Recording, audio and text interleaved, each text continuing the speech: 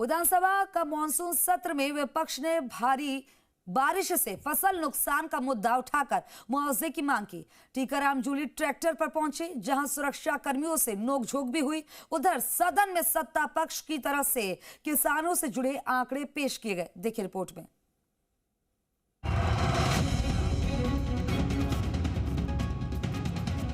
विधानसभा सत्र में हंगामा, किसानों के मुद्दों पर शोर, ट्रैक्टर पर सवार हुए जूली, सुरक्षा कर्मियों से हुई नोकझोंक।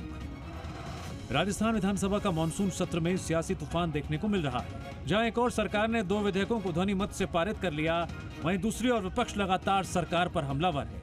इसी कड़ी में सत्र शुरू होने से पहले विपक्षी दलों ने किसानों की समस्याओं को लेकर जोरदार प्रदर्शन किया। मुख्य मुद्दा इस बार प्रदेश में हुई भारी बारिश और उससे फसलों को हुए नुकसान का रहा। एक तरफ प्रदेश के कृषि मंत्री किरोड़ी लाल मीणा ने विधानसभा में बारिश से हुए जान माल के नुकसान के आंकड़ों को सदन में रखा।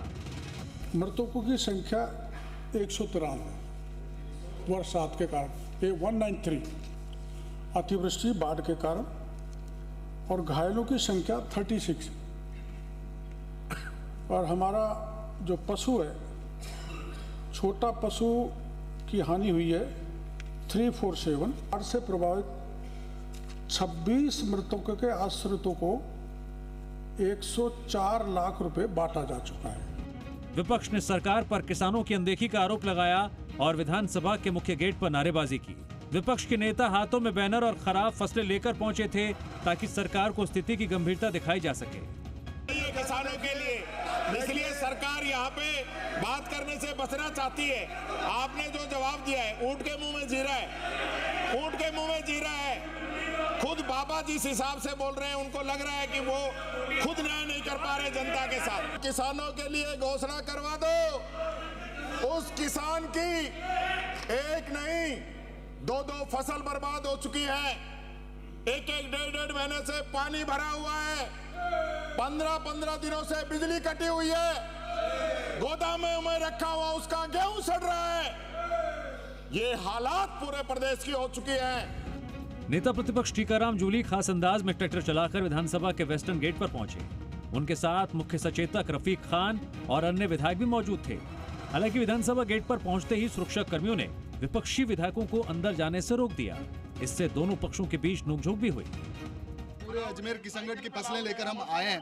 निश्चित तौर पर किसान आज खून के आंसू रो रहा है और सरकार की ओर टकटकी लगाए देख रहा है कि सरकार कहीं जागे और बीमा कंपनियों की जो मनमानी है, उस बीमा कंपनियों को पाबंद करके किसानों को मुआवजा दे। कि फसल पूरी नष्ट हो चुकी है, किसान रो रहा है, किसान सरकार के सहायता का इंतजार कर रहा है। और यहाँ माननीय मंत्री महोदय हेलीकॉप्टरों में अपना बर्थडे मना रहे हैं।